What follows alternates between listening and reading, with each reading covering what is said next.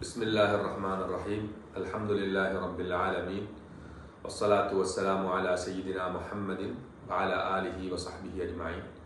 மதிப்புக்குரிய இஸ்லாமிய சகோதரர்களே, சகோதரிகளே, நேயர்களே, அனைவருக்கும் இஸ்லாத்தின் காணிக்கை. அஸ்ஸலாமு அலைக்கும் வரஹ்மத்துல்லாஹி வபரகாத்துஹு.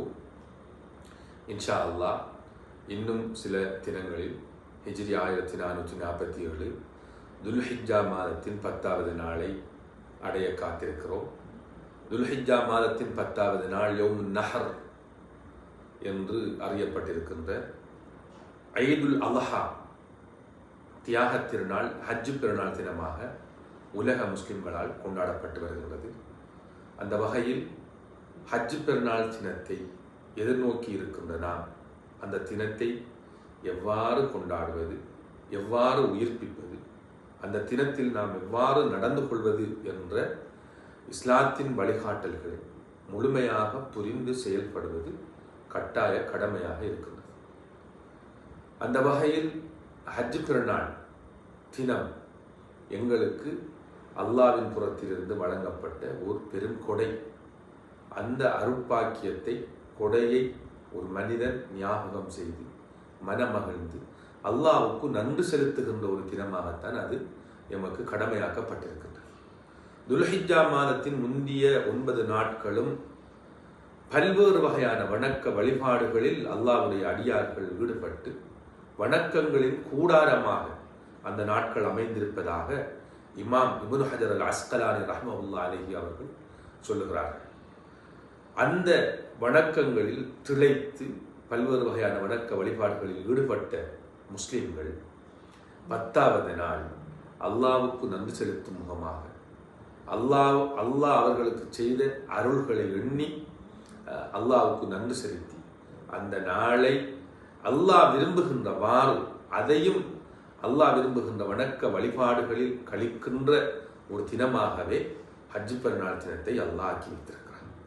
பொதுவாகவே பெருநாள் தினங்களில் எமக்கு கடமையாக்கப்பட்டிருக்கின்ற, எமக்கு வழங்கப்பட்டிருக்கின்ற 2 பெருநாள் தினங்களிலும் ஒரு மனிதன் அதிகாலையிலேயே குளித்து தன்னை சுத்தம் செய்து புத்தாடை அணிந்து நறுமணம் பூசி பள்ளிவாசலுக்கு வந்து தொழுகையில், ஈது தொழுகையில் ஈடுபட்டு, பெருநாள் தொழுகையில் ஈடுபட்டு அன்றைய தினம் குடும்ப உறவுகளை தரிசித்து எல்லோருக்கும் சலாம் சொல்லி சந்திக்கின்ற அந்த சமூகத்தில், அவர் வாழுகின்ற சமூகத்தில், ஊரில் சந்திக்கின்ற எல்லா உறவுகளுக்கும் பெருநாள் வாழ்த்துக்களை பரிமாறி தகப்பல் அல்லாஹு மின்னா வ மின்கும் என்று ஒருவரை ஒருவர் ஆற தழுவி வாழ்த்துக்களை பரிமாறி பிரார்த்தனை செய்கின்ற ஒரு நல்ல தினமாக, ஒரு மகிழ்ச்சியான தினமாக பெருநாள் தினம் நமக்கு அடையாளப்படுத்தப்பட்டிருக்கின்றது.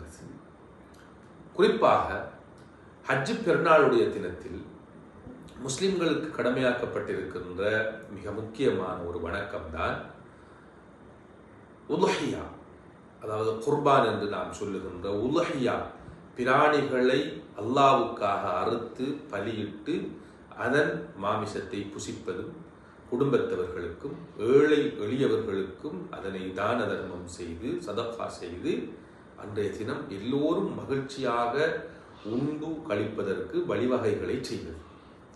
இந்த விடயத்தில் இலங்கை வாழ் முஸ்லிம்களாகிய நாம் மிக கவனமாகவும் நுணுக்கமாகவும் செயல்பட வேண்டிய ஒரு கட்டாய காலத்தில் இருக்கிறோம்.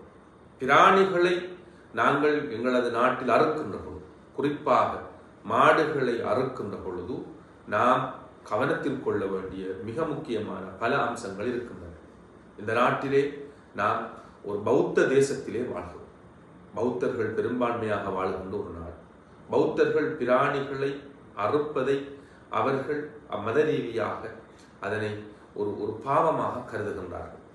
மாடுகளை பூஜிக்கின்ற, அதனை அவர்கள் கௌரவப்படுத்துகின்ற நிலைமைதான் அவர்களிடம் இருக்கிறது.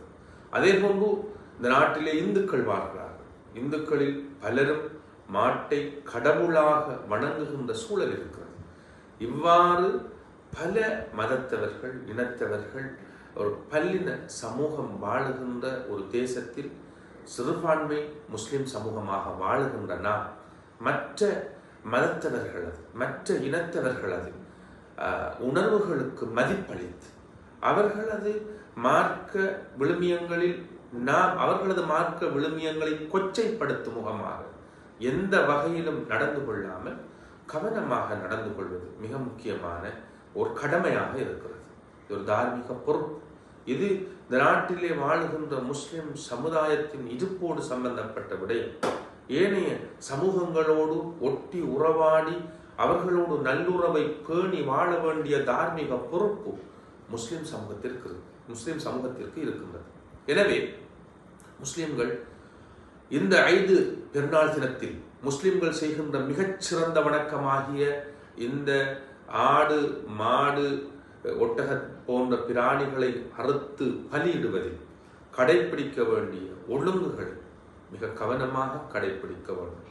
குறிப்பாக இந்த நாட்டிலே பிராணிகள் அறுப்பதற்கு பிரகடனப்படுத்தப்பட்டிருக்கின்ற இந்த நாட்டுடைய சட்ட திட்டத்தை முறையாக பேணி ஒவ்வொரு முஸ்லிமும் நடக்க வேண்டும். இந்த நாட்டில் அதாவது ஸ்லோட்டரிங் அனிமல் ஆக்ட், இந்த நாட்டிலே பிராணிகள் அறுப்பதற்கு பிரகடனப்படுத்தப்பட்டிருக்கின்ற நாட்டுடைய சட்டத்திட்டம் சரியா எமக்கு சொல்லுகின்ற வழிமுறைக்கு அப்பாற்பட்டதாக காணக்கூடியதாக இல்லை. சரியாவும் பிராணிகளை நீங்கள் மிகவும் இரக்கத்தோடு கருணையோடு நடாத்த வேண்டும், கவனமாக அதனை கையாள வேண்டும். அதனை நாங்கள் அறுக்கின்ற இடத்திற்கு அறுப்பதற்கு கொண்டு செல்கின்ற பொழுது அதனை கவனமாக கொண்டு செல்ல வேண்டும். அதே போன்று நோயுள்ள பிராணிகளை அறுக்கக்கூடாது. அறுக்கின்ற இடம் எப்படி இருக்க வேண்டும், அறுக்கக்கூடியவர் எப்படி இருக்க வேண்டும், அறுக்கின்ற கத்தி எப்படி இருக்க வேண்டும் என்பது உட்பட இஸ்லாம் மிகவும் அழகான வழிகாட்டல்களை நமக்கு வழங்கி இருக்கிறது. எனவே நாட்டுடைய சட்டத்திட்டங்களை பேணி இஸ்லாமிய ஷரியாவுடைய வழிகாட்டல்களுக்கு அமைவாக இந்த விடயத்தில் நடந்து கொள்வது மிக முக்கியமான கடமை என்பதனை இலங்கை வாழ் முஸ்லிம்கள் ஒரு பொழுதும் மறந்துவிடக் கூடாது. அது இந்த பெருநாள் தினத்தில் நாம் கடைபிடிக்க வேண்டிய மிக முக்கியமான ஒரு விடயம் என்பதனை புரிந்து கொள்ள வேண்டும். அவ்வாறே பெருநாள் தினங்களில் குறிப்பாக எங்களது பிராந்தியங்களில் கடந்த சில காலமாக நடைபெற்று வருகின்ற ஒரு அம்சம்தான் அன்றைய தினம் மகிழ்ச்சியை வெளிப்படுத்துகின்றவர்கள், குறிப்பாக வாலிபர்கள் எல்லை மீறி செயல்படுகின்ற ஒரு அமைப்பை, எல்லை மீறி செயல்படுகின்ற ஒரு நிலை பரவலாக காணப்படுகிறது இந்த நாட்டில். அதில் குறிப்பாக பட்டாசுகளை கொளுத்தி மகிழ்வதில் எல்லை மீறி செயல்படுகிறார்கள் சிலர். அதில் கவனமாக இருக்க வேண்டும். வைத்தியசாலைகள் இருக்கின்றன, பாடசாலைகள் இருக்கின்றன, எங்களது மாற்று இன மத சகோதரர்கள் இருக்கிறார்கள், நோயாளிகள் இருக்கிறார்கள். எல்லாவற்றையும் கருத்தில் கொண்டு செயல்படுவது மிக முக்கியமான ஒரு அம்சம். அவ்வாறே அன்றைய தினம் குறிப்பாக மோட்டார் சைக்கிள்களில் பயணிக்கின்ற வாலிபர்கள் நாட்டுடைய போக்குவரத்து சட்ட திட்டத்திற்கு முரணாக செயல்படுகின்ற ஒரு கவலைக்கிடமான நிகழ்வு அண்மை காலங்களில் அவதானிக்கப்படத்தக்கதாக இருக்கிறது. அதில் கவனமாக இருக்க வேண்டும். தலைக்கவசமின்றி எக்காரணம் கொண்டும் மோட்டார் சைக்கிள்களை ஓடக்கூடாது.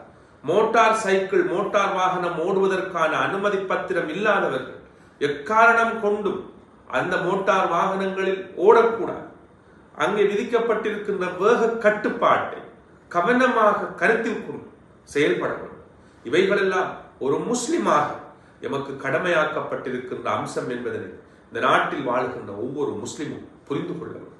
சில முஸ்லிம் சகோதரர்கள் செய்கின்ற இந்த அத்துமீறிய செயற்பாடுகளால் ஒட்டுமொத்த முஸ்லிம்கள் குற்றவாளி கூண்டில் நிற்க வேண்டிய ஓர் நிலைக்கு முஸ்லிம்கள் தள்ளப்பட்டிருக்கிறார்கள்.